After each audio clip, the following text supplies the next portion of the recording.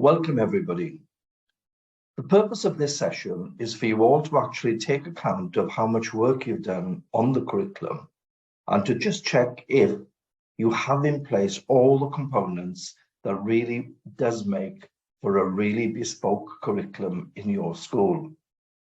Without much further to do, I'd like to go straight on to the share and to enable you to be able to really take account of where you are, what else you may need to do, but also hopefully acknowledge the hard work that's already gone and that it hopefully is taking you in the right direction.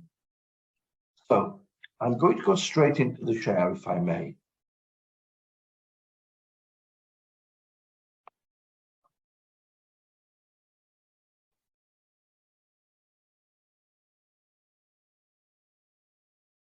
Okay, I've actually called this curriculum briefing because it's an opportunity for you, as I said, to really analyze. And I'm certainly not intending to suggest that you haven't done much of the work that I'm going to suggest that might need doing.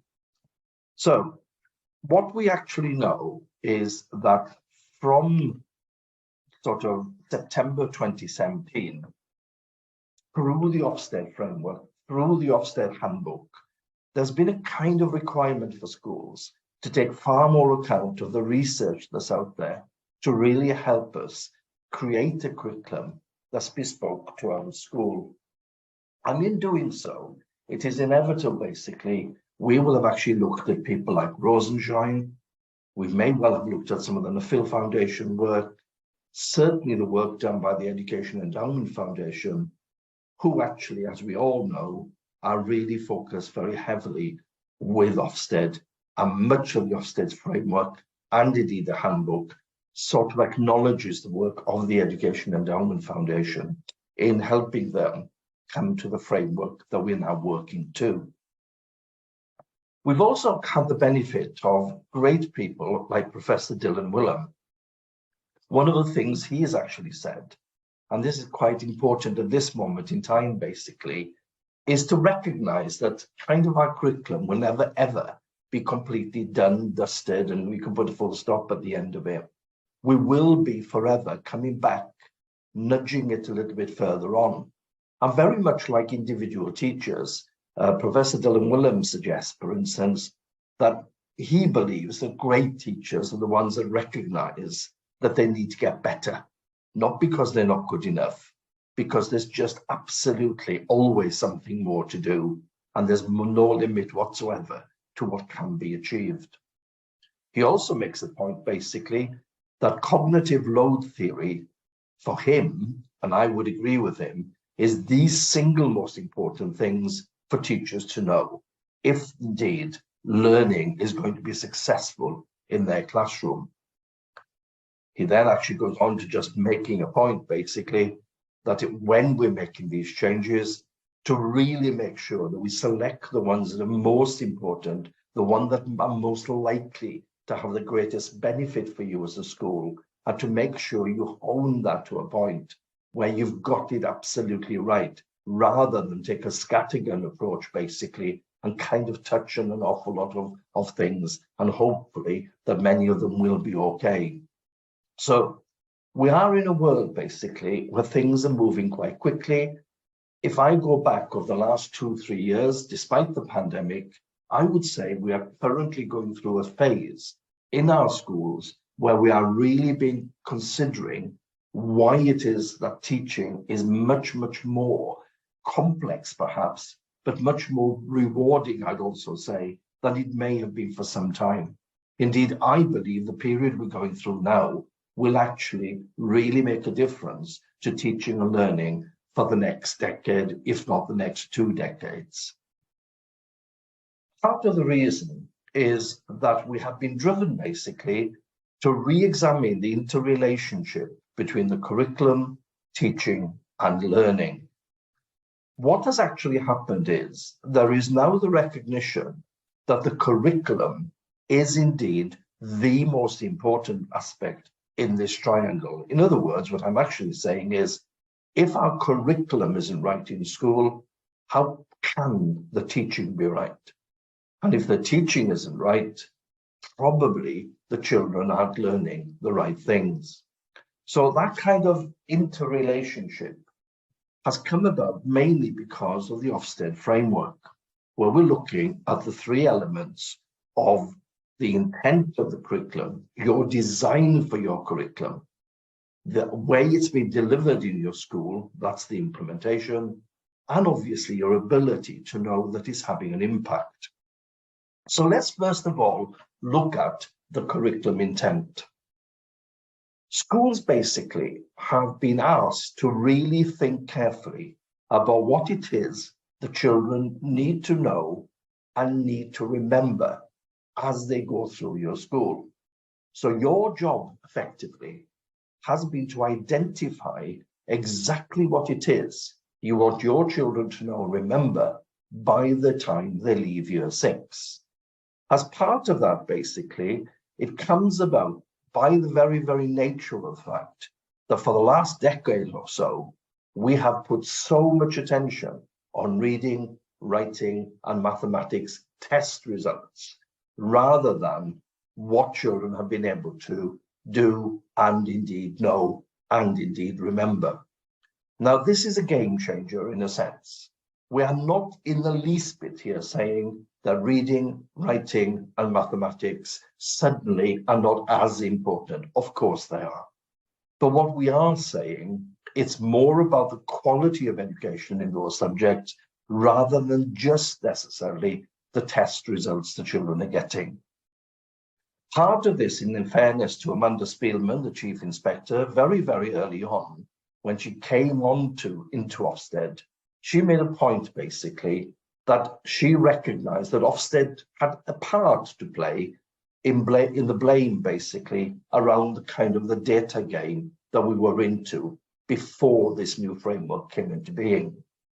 So her challenge to us basically was to consider the substance of education for your children, to really ask yourselves what is important for your children to know, to remember, and indeed to be able to really feel confident about before they left your school. Now, much of the learning naturally will come from the national curriculum.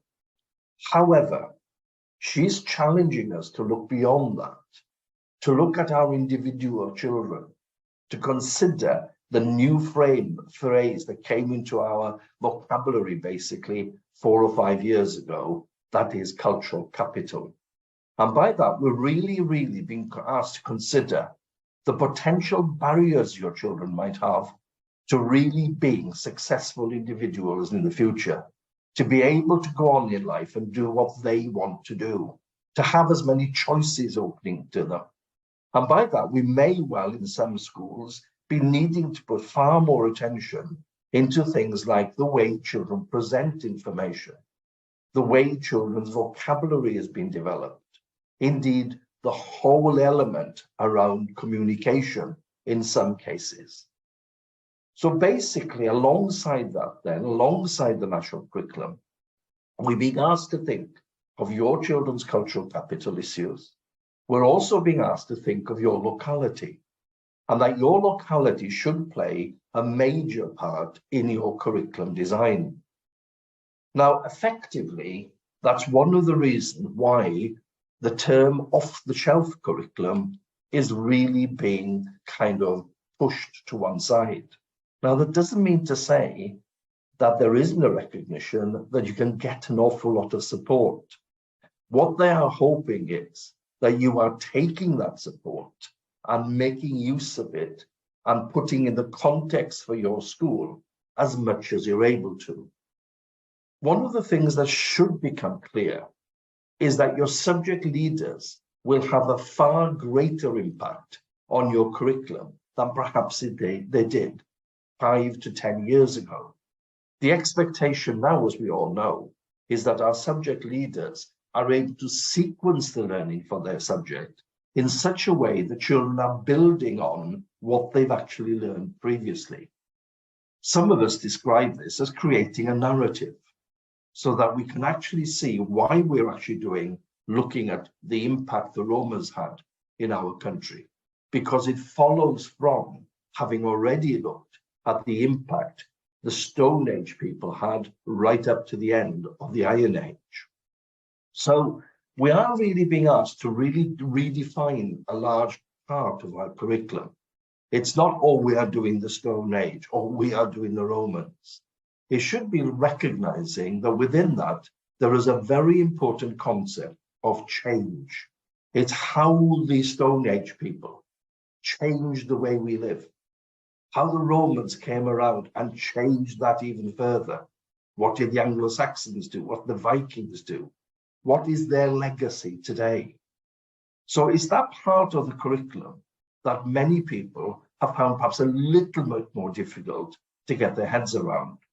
Indeed, I have to say that the teaching of history in primary education has been transformed over the last 5 to 10 years. Say similar things about geography. And I recognize the part that the Historical Association and indeed the Geographical Association has had in that major change. So, designing your curriculum, the intent of your curriculum, getting that sequence in place is what we've been challenged with more than anything else.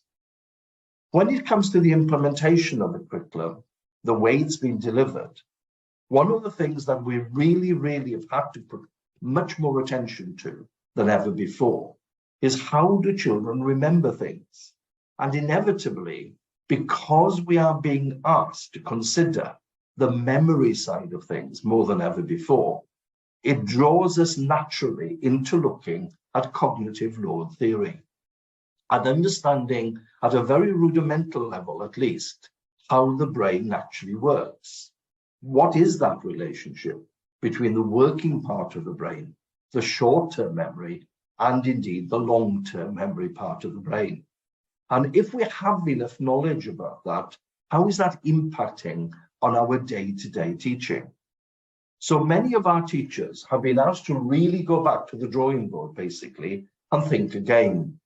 If I think of myself as a young teacher many years ago, one of the things I can honestly say to you, I would certainly be almost ashamed of the way I was delivering my lessons when I now know what I know about cognitive load theory.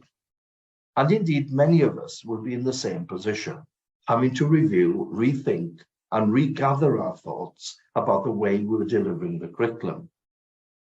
I particularly focus today on the 3 R's. The 3 R's of rehearsal, retrieval, and reflection. Rehearsal, by that I mean, basically in this context, the ability of children to come across new concepts, quite a few times when they're introduced to new learning. So if I'm actually introducing children to something new, I make sure I go through it again and again and again to help them really make sure they have a good understanding of that aspect. On the retrieval side, we could be looking at this from many different angles. On the one hand, we are really being encouraged more than ever to retrieve information from prior learning, from previous lessons. It's a little bit like us on a Sunday night watching a BBC series such as Peaky Blinders or In the Line of Duty, and sitting down and watching it without having that trailer right at the very beginning, so that we're really able to know where the story's got to so far.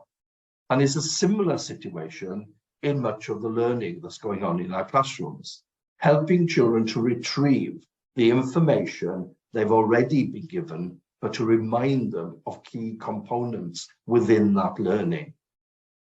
The second side of retrieval is obviously the opportunity we provide children to retrieve information after the event, after the teaching event has finished, okay? So if I'm actually doing something on say, how the Romans changed Britain, we may well have moved on to something else, but returning in short, sharp ways, perhaps, to really support children in being able to retrieve the information that we did during the Roman topic. And I there fell into the word topic straight away, which I'm smacking my wrist with, simply from the point of view, you'll notice that I will always now hopefully refer it as the unit of learning, okay? Perhaps the word topic still brings about terms or words or feelings of just that integrated way of working, which perhaps didn't have enough focus, the integrity of each individual subject.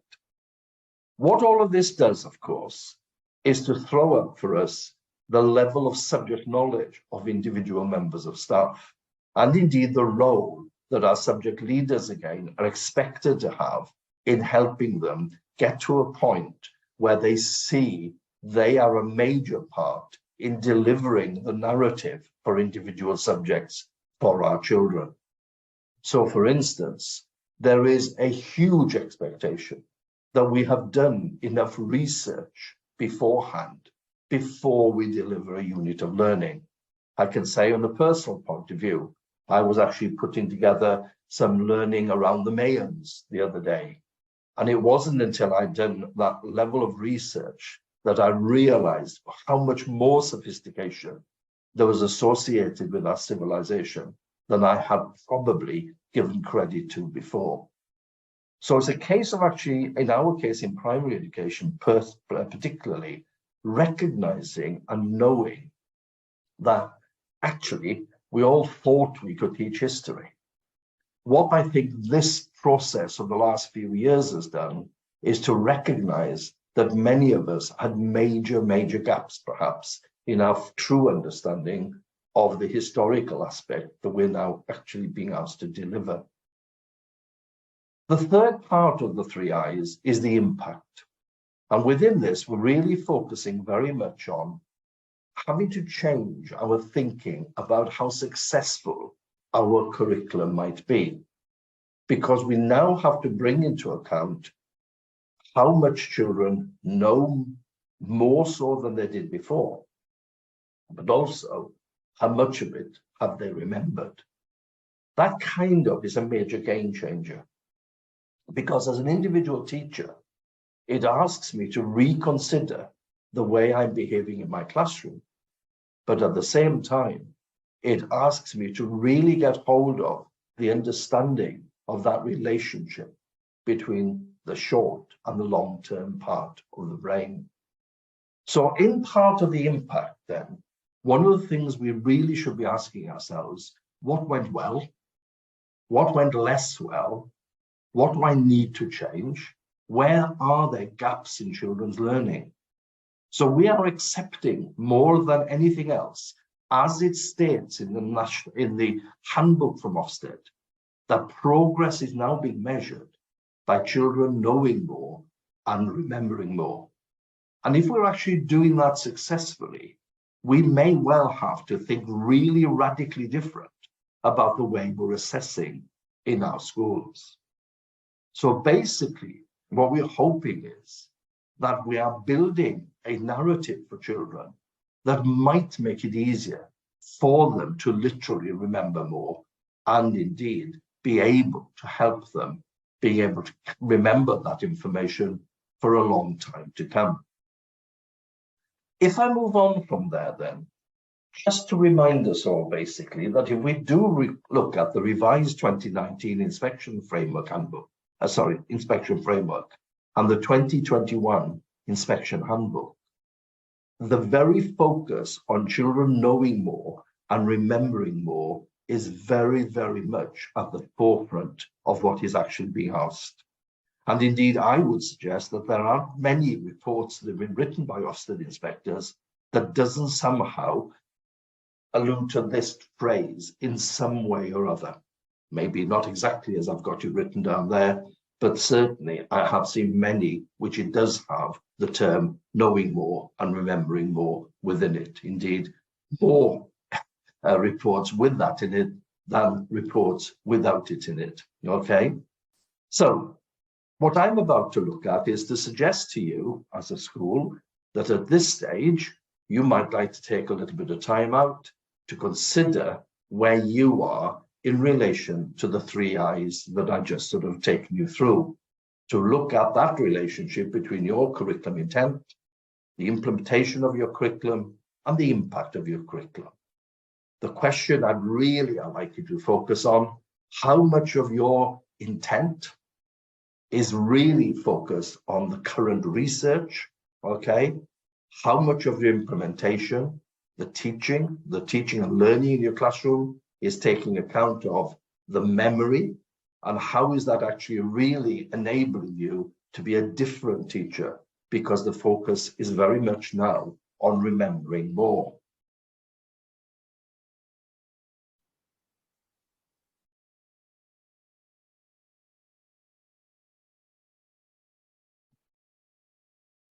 For the second part of this session, I want us to consider creating a structural sequence for a unit of learning, what we might have called a topic previously. I want to introduce you to what I have come to as a result of the research that I've done, of the reading that I've done, and indeed the looking at what's out there currently. I've taken consideration of people like Rosenshine. I've taken consideration of the Education Endowment Foundation, and this is what I've come up with, which I hope you'll find quite helpful. I now have a unit of learning where I have a very clear different set of phases. So for me, it's the link it, the learn it, the check it, the show it, and the know it. Now, each of those phases is very distinct and requires us to really think carefully about how best to really get children remembering things for the long term, and indeed, obviously, knowing things for the long term. Link it is the first stage. To make it simple for you, I'm here talking about igniting children's prior knowledge. Now, when I'm talking about igniting their prior knowledge, there are three stages for me to consider. The first stage is igniting children's prior knowledge within the subject we're actually looking at. So if I'm actually doing, say, some plants work with year 3 children, I start every single unit by reminding them of the learning they've done in early years, year 1 and year 2, and that becoming a natural and everyday part of my teaching. So the unit of learning starts by focusing on prior knowledge. Now, sometimes it may have to be through another subject because there may not be a direct link. So if I'm looking at, say, again, focusing on science, on the healthy body, which is a year 2 unit, which really focuses on eating the right food and taking the right exercise, I might have to go back to thinking about the physical education that children did in year 1 and in early years, thinking of that healthy snack time in early years, thinking of perhaps making a healthy sandwich in year 1, and really helping children to recognize that the learning they're about to have has a direct link to that learning they've done previously. In some cases, of course, the learning doesn't come from school. It actually, their prior knowledge on this new topic they're about to impart is actually from something they've got from home. So I can go back to the plants for a second, okay? And for some children, they may have knowledge around the fact that their parents or grandparents or family members or friends are great gardeners, grow things regularly in allotments, etc., which may really be an important contribution to their knowledge in this particular area. So the link it process, or the link it session, or the link it part of a unit of learning is absolutely fundamentally important.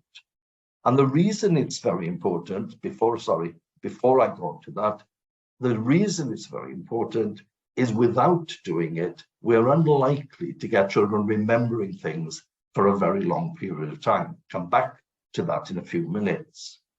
The second stage then is the learn it, okay? And the learn it requires us to recognize the composites and the components within the learning. In other words, that you're absolutely clear as a teacher what the big learning is, what the main learning is. Now, basically, I used to try my best to create a title for a unit of learning which was very kind of child friendly. I remember, for instance, when I was doing writing some units on hot and cold in geography, for instance, for year 1 children, I used to use a title like "Why Don't Meerkats Live in the North Pole?" That's all well and good, but the problem very often was it became a meerkat topic rather than a hot and cold topic. We wanted children to know why people lived in hot places and why people lived in cold places. Kind of children ended up knowing an awful lot about meerkats, perhaps, but not enough about those 2 elements, okay? So as a teacher, what this is really saying to us, we need to be fixated on what the big learning is. Once we've got that clarified, we then look at the components, the bite-sized bits that will help children get that big learning. They are the components. We actually break it up so that the big learning, the composite, is very, very much available to our children. Once we've actually got those, the second part of all of that, of course, is to put the components in the right order so that they are sequenced properly to enable children to learn that much more effectively.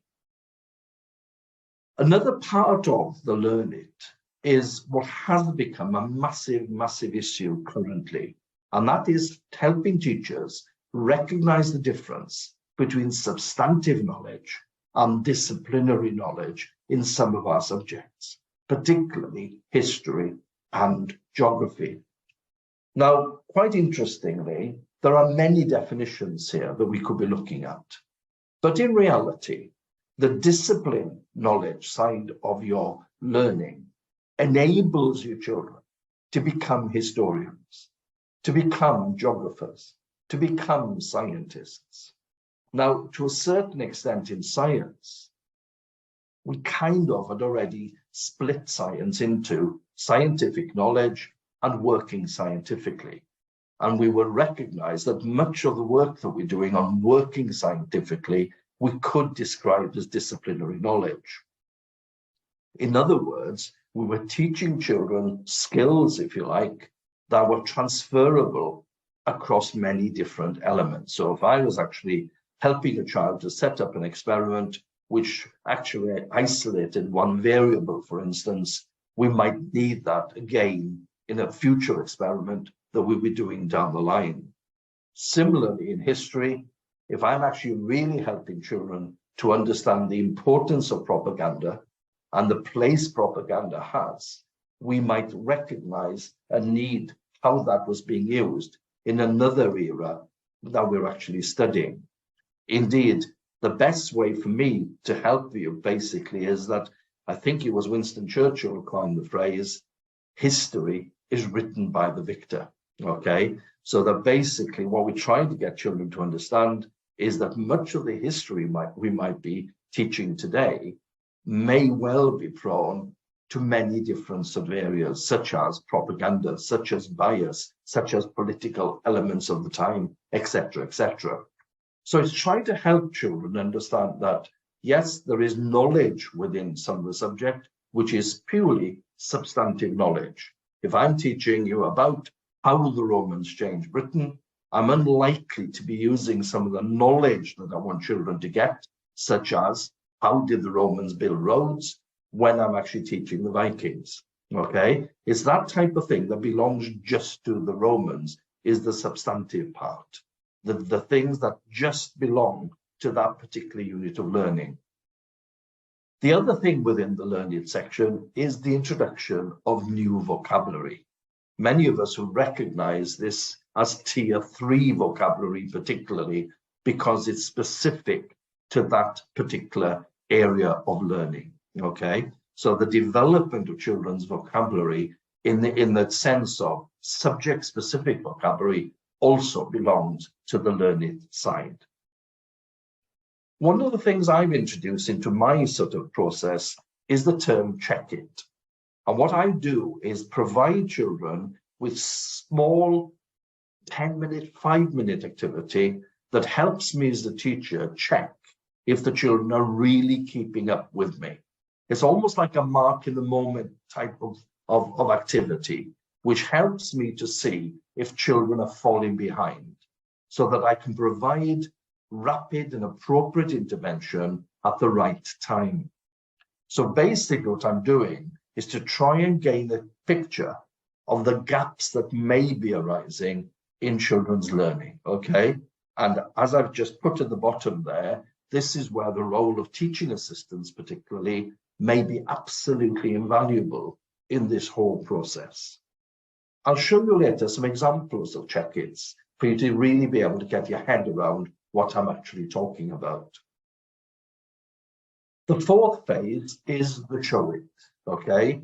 And what I'm really would love to be able to do, and I would love this to happen for every unit of learning, but I do appreciate that time may prohibit it from happening in every single unit, but to give children an opportunity to showcase an aspect of the learning and to really help them take that a little bit deeper.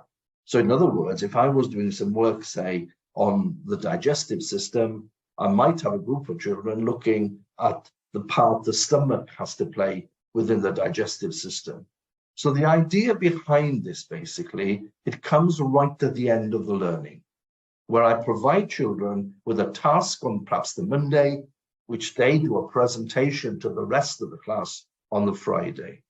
What I don't want this to be is a whole class assembly, because once we get into the whole class assembly, we suddenly get into far too much rehearsal, and I think inevitably far too much sort of pressure on individual teachers as well. So the idea here basically is to really give children an opportunity to present their learning back to the rest of the class. Now, this in a sense, for me, is a very important part in some schools of the cultural development work, cultural capital work that you're actually doing. Because for me, the idea of children presenting information to the rest of the class, not only is it actually focusing heavily on vocabulary, but is presenting on that confidence to be able to stand up in front of people and to really help them understand what they're actually doing, much more so. The last part is what I've called the know it, and in brackets afterwards, you might have recognized I've said has it stuck, okay? And this is where we provide retrieval activities for our children after the teaching has happened to really help them gain really understanding, or really helping them with the memory side of their understanding, okay? And this is aimed basically as retrieval activities, okay? I'll give you some examples later. They're 15 minutes long. There are some schools I know, for instance, where they use the first 15 minutes after lunch on a Tuesday, or every other Tuesday is history, say, every other Wednesday is retrieval activities on geography, and every other Thursday is retrieval activities on science. These, obviously, the retrieval activities will focus on science, history, and geography that they've already covered in the past, and sometimes even last academic year. And the idea basically is we're bringing back information to help it, really help them remember that much more. One of the things this does, working in this way, having a unit of work which focuses on the link it, learn it, check it, show it, know it, actually helps us to be working metacognitively with our children. We are actually creating an opportunity for self-regulated learning if we do it properly. And that, therefore, is helping us to really work with children to enable them to remember things for a longer period of time. What I'd like to do now, of course, is to just remind us of the key elements involved. The link it effectively happens before the new learning is introduced. The learn it and the check it happen during the introduction of new learning. The show it is the part that comes right at the end of the new learning. And the know it is something that happens after the new learning has been introduced. And I mean perhaps a term, sometimes 2 terms later. With all of that in mind then, the second task I've got for you is to just mention here that certain groups like the Rosensheim group, for instance, have the term activate rather than my link it. Not much difference between the two. There is some, okay? You may have gone down that sort of avenue. You may be using expressions like sort of review it rather than some of the expressions I've had.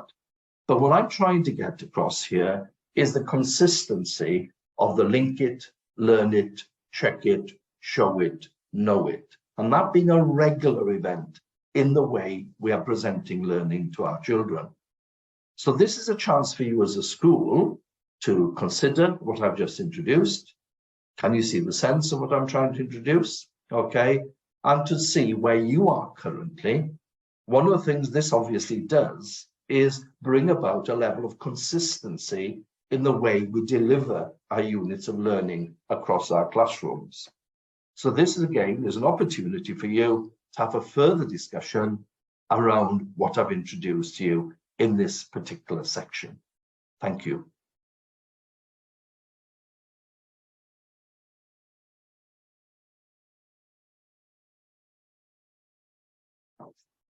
The third part of this session is to really put a little bit more meat on the bone for each of those 5 bits that I've just taken you through. And I'm going to start by looking at the link it in some sort of way, okay? And by that, I'm going to just really focus on types of reasons why we're doing it in the first place, and then give you some examples of what I've found to be really useful. So basically what we're doing is extending teachers' recognition that we need children to remember things for a long term. So why the link it? Why this prior knowledge activity?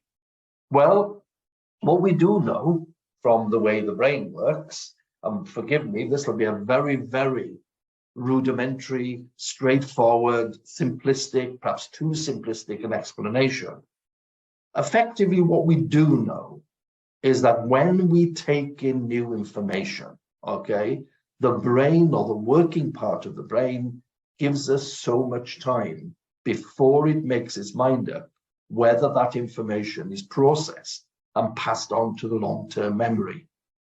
In day-to-day teaching, too often, that bit of information is destroyed because we bring in another new stimulation too quickly.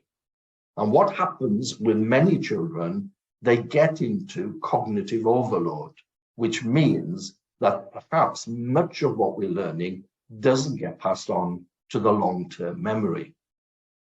What we do know, on the other hand, is that the long-term memory part of the brain is quite an interesting part of the brain. It doesn't do any of the reasoning that the working memory does. However, what it does do, it stores things in what I would call compartments, okay? I have a little vision inside my head, for what it's worth, of my laptop with all the files I have and various things in every file. It's a little bit like that. And I think when I think of it that way, it helps me see what I'm actually talking about now. Part of what we understand is that if we can ignite in children something from that long-term memory, send that to the working part of the brain, and add new information around the same subject to it, it is likely to be that they will have a bigger level of learning, or a bigger schemata, if you like, around that particular part of learning than they had previously. So in a nutshell, what we have learned from research is igniting what children already know or have links to is a vital part of the learning process to enable us to be more successful learners.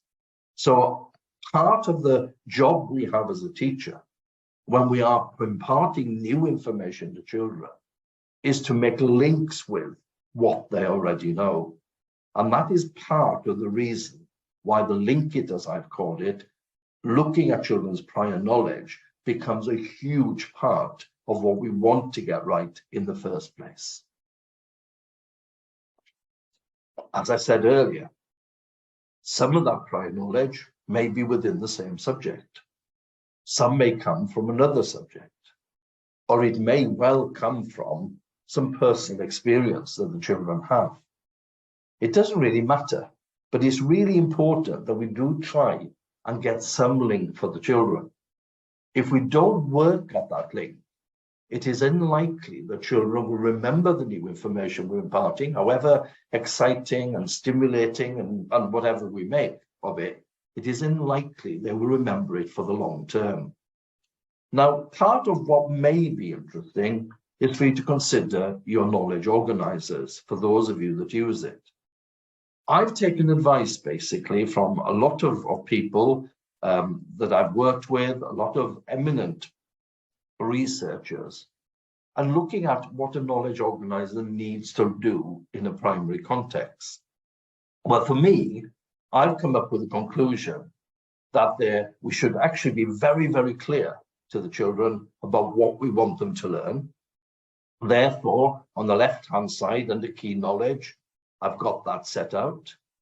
I try and restrict the new words children or the new phrases children come across to 6. I give some element or pictorial element that I might want to use. But you'll notice at the bottom, my prior knowledge section, and this is why I wanted to go through this with you for this particular moment, my prior knowledge bit is blank. If I pre-populate that, I'm assuming my children come from the same starting points. And of course, I'm sure you'd agree with me that many certainly don't. So kind of what I tend to do is to work on my prior knowledge with the children and actually get Key Stage 1 children. I aim for them to have at least 2 bullet points in there. My lower Key Stage 2 children, 3 bullet points, and perhaps my upper Key Stage 2 children, 4 bullet points. I'm not that rigorous about it, incidentally. I'm not that kind of hard line. But basically what I want is for them themselves to think of that through and therefore put in their own prior knowledge into that section. I therefore use my knowledge organizer right at the end of my sort of link it section of learning, okay? What is important also is for us to recognize how long should my link it be. Now, in some cases, we could have very successful link its that might be about 20 minutes long. Others may well be around an hour. Others may well take the first session up entirely. On the whole, I'm hoping it doesn't take the whole of the first session up, but I do want it to have a very, very important and significant part in the learning cycle for you, okay? Now then, the other type of things I do to support kind of quality prior knowledge, quality linkage, is to put together what children have already covered in a kind of a PowerPoint presentation for them during that first part. So if I was doing some work, for instance, okay, on the Romans, I might actually get children or might show them this sort of process here, where looking at what did we know or what do we remember about the Iron Age? The fact that during the whole period of the Stone Age period, we're looking at the invention of the wheel and where was that really during the end of the Iron Age? We were beginning in our country to move stone around in carts because we'd invented the wheel. Look at where we are now with the motor car. Because we discovered iron ore in the Iron Age, we were able to make weapons and tools much, much more efficiently, leading to us plowing fields, for instance, okay, using a steel blade to plow. Look at what we're doing today.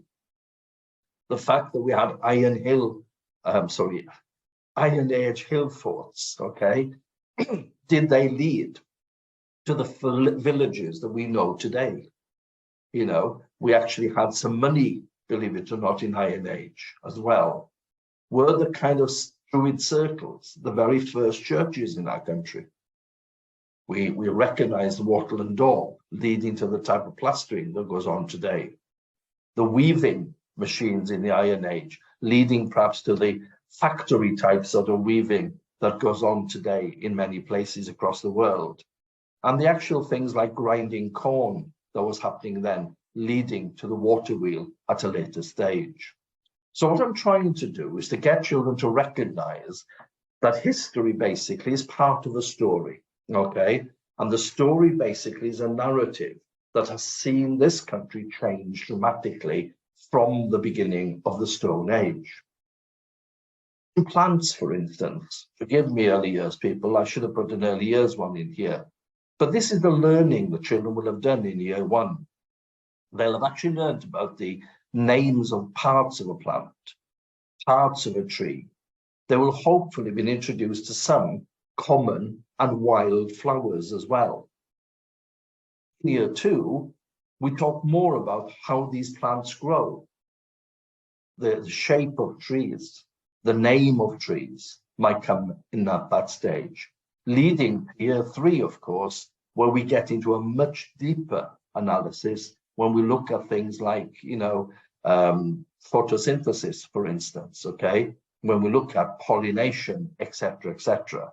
So gradually, if I'm a year three teacher, okay, and I'm about to introduce this information, I would certainly in my link it section be showing them the year one and year two charts that I've actually just taken you through to really support their long-term memory side of things. The other type of thing, one school I know do a lot of pre-learning tasks, okay? Now, some of those may be more or less successful, dependent on the children that you've actually got. So the second part then is the Learn It section, okay? And the Learn It section, as I said to you earlier, starts with us really making sure that we are clear with our children about the main learning and how we've actually made that main learning manageable by breaking it up into components. So what we've actually got now is a focus on that first bit. So here we are, we're going to learn about how homes changed over the year. So what do I want children to know by the end of this unit, okay? And how am I going to manage that by the small lessons or the lessons, excuse me, that I'm about to actually deliver. So in this case, I'm using my knowledge organizer for a completely different reason, okay? So again, the other part of this is what I've already described as the substantive and disciplinary learning side, okay? So very quickly there, to really help you, the substantive knowledge side is when it's specific to that subject, okay? So knowing what a tributary is, knowing what an estuary is specific to learning about how rivers are formed. Know that the Romans did to improve Britain is specific to that unit of learning in history about how did the Romans change Britain, okay? Again, naming parts of a plant or a tree is specific to that learning that goes on around plants. Whereas in art, for instance, finding out about the specific technique used by Van Gogh or Monet or anybody else basically is very specific to that part of the learning in that art area. The discipline side is when we are developing them, as I said, as historians, geographers. So things like, okay, appreciating the difference between primary and secondary sources of evidence, getting children to understand the importance of propaganda and censorship, and that they are sometimes necessary. Helping children use an OS map properly, okay? Perhaps helping them to sketch an area as part of their field work in geography that may well be used later. All of those things like, as I said earlier, carrying out an investigation which isolates one variable. That type of thing is what we call the disciplinary side of the subject. So here, for instance, to give you an example of what I'm talking about, bias, propaganda, censorship, exaggeration, speculation, inaccurate conclusions, primary, secondary sources are very much that are things we'd be looking at within the disciplinary knowledge side of history. What I'm after basically is for children to think like a historian, speak like a historian, and write like a historian or geographer or scientist, whichever subject we're looking at, okay? That's the main aim behind that. Now, to help me further in history, I hope this is helpful. Here's something I've been doing, or was doing actually, with children. I think this is year 4 children, when we were looking at ancient civilizations. We were focusing at this stage on the Egyptians. And one of the things I was asking the children is, how do we know this actually really happened? What evidence is there that we have? Do we have, for instance, television evidence? Can we speak to somebody who was alive out there at that time? Do we have any books written by ancient Egyptians? Do we learn from what artifacts have been dug up? Do we use evidence from archaeologists? Okay. Do we have diary entries by ancient Egyptians? Do we have books around written by explorers, perhaps? Do we have information that was shared on social media at the time? Well, I think you'll recognize very quickly that there are few of those that we can draw from. And therefore, that perhaps when we're looking at something like the ancient Egyptians, we might have to recognize that we are still speculating on a lot of things, that we can't say for certain this happened.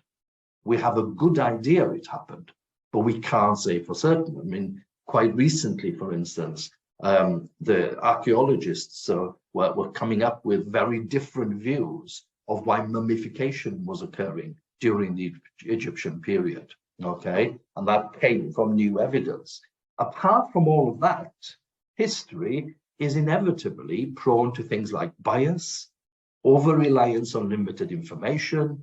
There's myths, there's censorship, there's propaganda. In the case of the Egyptians, we have hieroglyphics, which may or may not be helpful. And of course, the politics of the time would have had a part to play in what we are being told about what happened. So what I would be doing is then getting children to recognize, and perhaps this might be in year 4, why we have to be very careful when we're making assumptions about history from a long time ago. And indeed, in this particular case, I've even got a little scaleometer as how reliable can we think the Egyptian sort of historical evidence we have is, okay? And just getting children to open up their eyes, really, that yes, we are telling them, we are taking them through these periods in history, but there's still an awful lot more to learn before we can be certain about certain things. Similarly, if in year 3 I was studying the Stone Age people, one of the things I might do, for instance, is to focus heavily on Skara Brae. I would tell them a little bit more about Skara Brae, okay, why it's important, its position, importance, particularly in helping us understand about the way they lived. I would then actually give them perhaps a set of photographs, for instance, okay, as just one example. Plus, I would probably also use an internet link, which is associated with this, giving them the photographs, giving them the internet link. I would then really invite children to say, okay, what can we actually say definitely was happening during that period? What do we say probably was happening, but we can't be certain about it? And what have we learned that definitely didn't happen? Getting them to think in that way is engaging their disciplinary knowledge, okay? Really helping them to become historians themselves. That type of thing then is what I'm trying to say will be much more regular in my classroom going forward. On the geography side, I'm just showing here examples of the type of maps I would use at different age. Here, using maps to navigate, for instance, okay? This is what it might look like in lower key stage 2. These are the types of map I'm using in upper key stage 2.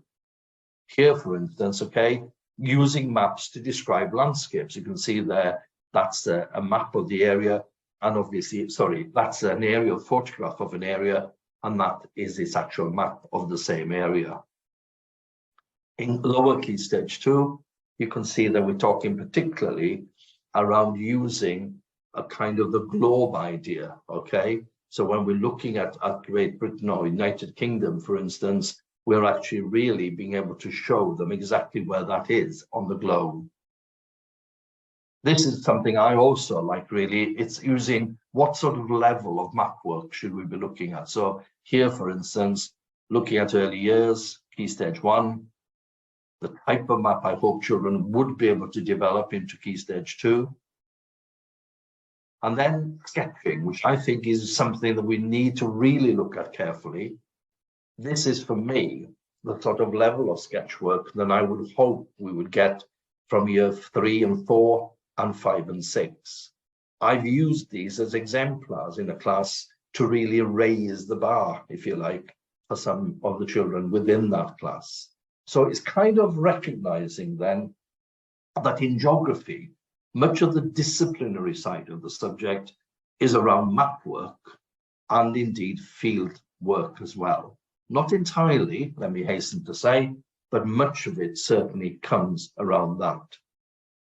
And then I'll just quickly run through. In science, it's the working scientifically, and the way I work on it, I have the 5 areas on the top there: comparative and fair testing, observations over time, research using secondary sources, grouping and classifying, and pattern seeking. In year 1, we know we are doing 4 elements: seasonal change, animals including humans, okay, that includes naming parts of the body, plants and everyday materials. And what I do is create this matrix, basically, which shows that I am working scientifically, I am developing children's disciplinary knowledge, but I'm doing it in the way that I'm showing here. So I've got a similar one for each year group, okay? That's one of the ways I've tried to ensure that there is balance, but also that we are really developing children's disciplinary knowledge in science, okay? And then on that composite and component side, just wanted to show you, okay? So this is my sort of midterm plan for my ancients, okay? So this is, why was ancient Egypt civilization ahead of its time, okay? So the question basically to start with, what was happening in Britain when the ancient Egyptians were at their most powerful? The reason I put that one in, because I want to link up my history. Too often, something like the Egyptians would be seen as a separate unit altogether that didn't have any relevance to the rest of the history that I've done. I'm clear, I'm very determined that I'm linking it all the time. And again, this is the disciplinary side. How have archaeologists helped us to know what happened in ancient Egypt, okay? What we know about the other great civilization of that same time, because the national curriculum requires us to touch on the other 3, that is the Indus Valley, the ancient Sumer, and the Shang dynasty, okay? Then I'm focusing more then on the gods and the reliance that the Egyptians had on their gods, and obviously on the culture of slavery that they created. You'll notice on the bottom side there, I'm indicating what disciplinary knowledge I'm hoping children will develop through this unit of learning. Here's one for the Victorians. How did the Victorians influence our life today? Okay, that's my composite. My components are the 5 underneath. Again, there's a suggestion, basically, we should not go beyond 5 components, okay? Because it gives us hopefully time to get into some decent depth effectively, okay? And really give us an opportunity of analyzing that much more clearly. Here's a geography one. How are rivers formed, okay? Another one in Key Stage 1. What do I know about the UK and where I live? And then the important thing, and this is kind of almost from Ofsted, so forgive me. Here, for instance, if I got 5 components, there they are in different colors. My next job is to sequence them properly, okay? And you'll recognize when I'm sequencing there that sometimes one of my components may well take much longer than the others, and some may be less than others, etc. So in other words, the whole idea of them in just one lesson, I must get out of that idea, okay? Similarly, getting out of the idea that everything just lasts for half a term or 1 term. really recognizing that some of the units of learning we're sort of really doing in our classrooms may well need 9 weeks, and others may well need 3 weeks. If I was doing magnets in science, for instance, I mean, 2-3 weeks would certainly do me. I wouldn't be doing that over a full half term. Okay, it's that type of thing that I'm trying to get across. The last part of that shows you that if we build in regular retrieval, that actually gives us kind of sticky knowledge. Okay, so here, for instance, is another unit, another slide almost from Ofsted, where they quite rightly saying to us, if we haven't got the right component, if they're not sequenced properly, then unfortunately the composite will not be understood. In other words, learning will not be effective. Okay. So I won't go into that one, but I will show you now some check-its, because I said earlier, so don't forget, when we're talking of check-its, we're talking of short, sharp little activities that helps us as teachers see if children are really keeping up with the rest of the class. So here is one example of a check-it. Give me 5. Give me 5 reasons why the Romans left it. Okay? Give me 5 things we could do to keep our body healthy. Give me 5 advantages of building a building a city next to a river. Okay? That type of short, sharp activity, which I'm building in to check if the children really got what we covered earlier. Here's another one. Okay? This time, we actually give children a little bit of information and we ask them to expand or elaborate on that information. So here, for instance, the Vikings era followed the Anglo-Saxon era. Tell me more. Okay? The Vikings were from the north. Tell me more. The Vikings were good at many things. Tell me more. Expand and elaborate. Okay? Another way of actually getting that sorted. The third way is quite simple, a brain dump. Tell me everything you know so far about what we've done on the Vikings. Just dump everything down that you now know. And it's my job as a teacher to simply go around and check if any inaccuracies or misconceptions are being formed from that type of thing. Another example is reversing, as I call it here, where you give children effectively the answer. What could the question have been? Okay, so in this case, I've got Danelaw, Lindisfarne, King Alfred the Great, and Scandinavia. What could the question have been? Okay, and it's that type of thing that I'm really encouraging children to do. This one is where I have a Viking woman, a Viking boy, and a Viking girl. What do you now know about those 3? Okay, if I was a Viking woman, if I was a Viking boy, if I was a Viking girl, what would my life have been like during the period of time? And then a mind map, which many of you will know quite well. This is the pyramid section, which many people really like. The 3 at the bottom, I hope everybody in my class will be able to answer. The 2 in the middle, I hope most children in my class will be able to answer. And the one right at the top, basically, is a more challenging one for perhaps my more able historians. Okay. And then I love this one as well. It's where you send something home to parents. Okay. In other words, in the format of a postcard, not necessarily with a stamp on, sent home to parents in that way, but hopefully something children would take home. You notice on the left-hand side, I give some context to it. But basically what I'm saying is, you know, how well has your child been able to explain to you about the learning we've been doing about the Vikings? Okay. What can they tell you about invasions and lifestyle? Which famous people have they learned about? And the parent being asked to fill that in and hopefully send it back to school.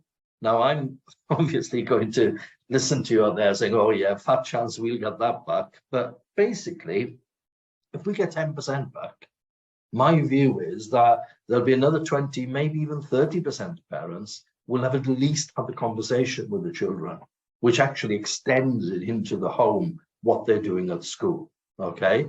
So just an idea there in terms of what we may get back from parents. Okay. Now, the show it section, unfortunately, I'm going to go through this reasonably quickly with you and try and give you an idea of what I'm trying to get at here. Okay. The main thing for me is that we are presenting, our children are presenting things back to others. Okay. So for me, for instance, the number of times I go into a classroom where a child is asked to read something out and it ends up being a mumbling into the book affair. I hope you know what I mean. So for me, I like the idea of getting children to stand up. I like the idea of asking them to take their shoulders back. I like the idea of them positioning themselves so they can see everybody. I like them to really make eyeball contact with their audience before they start talking. And then I really want them to express themselves with pride. And then one of the things I say to them is throw your voice to that back of the class, okay? Or something very similar. Now, what we're doing in the show with then is giving children a chance to really, really present something back to others, okay? And in so doing, basically, we are really getting this to happen. Now, I've got some example here. Sorry, I'll just show you this one. This is a year 4 class, okay? Now, realize, unfortunately, this is another one by a year, sorry, I'm going all over the place here. Okay, sorry, I'll just move on. This is the one I was trying to get at.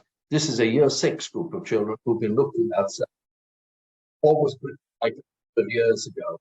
What they've done is, together as a group of children, up with the idea of writing their own silent moving, okay, and presenting this to the kids on the Friday of that. I won't go through all this with you. I hope you can see the and finally, basically, in this bit, it's the know it, okay? So here, for instance, I put together some examples for you of activities I will be asking children to do, and this is a term or even 2 terms after the learning has actually finished, okay? So basically what we're saying is after the unit of learning is finished, not learning, obviously. So here, for instance, children who've actually looked at the coastline, okay? There are 8 areas perhaps they may have come across, and I'm asking them to identify which is which across each of those, okay? Again, using 12 words, and this is year 2, they've actually done some work on seaside resorts. 6 of these words are linked to seaside resorts and 6 are not. Here is a summary. So in other words, at the end of the year 2, at the end of, or the beginning of the year 3, perhaps even, I will get children to look at these, okay, and consider how many points they can collect in 2 minutes. Now, some children might go from left to right, others will be more strategic and perhaps look for the 10 pointers first and collect as many as they can, okay? Things like this, speak as an expert, okay? So there are 4 levels of difficulty. So we've got the where I live, London or the UK as being the kind of the 1 pointers vis-a-vis the river's journey from the source to the estuary, what most cities are, why are most cities situated by a river, or the southern hemisphere, and they have a choice basically of one of those, okay? And then things like, again, the give me threes that we saw earlier, and noughts and crosses. This is quite nice actually, because children love this by and large, okay? So they work in 2s, one of them has a red pen, one has a black pen, and they ask each other those questions. They place their answer onto the noughts and cross grid, as obviously if there's a right answer, as they come across, and they obviously play noughts and crosses as we normally play. Here is a who wants to be a millionaire. So we start off with a 100-point, 250-point, 500-point questions. The idea is they have to explain what is meant by the term. So we start off with rain, and we go all the way down to Dureco, okay? And you'll notice that if you're looking at that Haboob and Dureco are particularly difficult, okay? And it's deliberate, basically, because I would want those children in your class, the ones that always want to get everything right, to deliberately go and look up and research and find out more about those 2 terms if they can't get to the 1,000,000 points part, okay? This also includes an ask the friend component as well, as you can see from there. If they do get stuck, they have got a choice of asking for somebody else for help, okay? The summary challenge for year 6 might look something like this. And finally, what I do at the end of every single year is a mastermind quiz, okay? So if it's on geography, as in this one, I might have 10 to 20 general questions on geography, and then 10 the specific to an aspect of geography they've looked at as well. And then that is it, folks, okay? So I'm asking you to think of a system like the Link It, Learn It, Check It, Show It, Know It. What could this bring to your school in terms of being more disciplined with units of learning and in terms of bringing continuity into your school as well? So I'll leave you with that, if I may. I hope this has been a helpful session for you, and I hope that you can use this material to really, really help to support where you are in your curriculum. I hope in many cases, it's a case of you being able to say, yeah, we have got that right. We seem to be moving in the right direction, and maybe perhaps offering you some ideas that you might be able to bring in to your curriculum if perhaps it's helpful to you. So thank you for your listening. I hope that's been helpful. Thanks very much.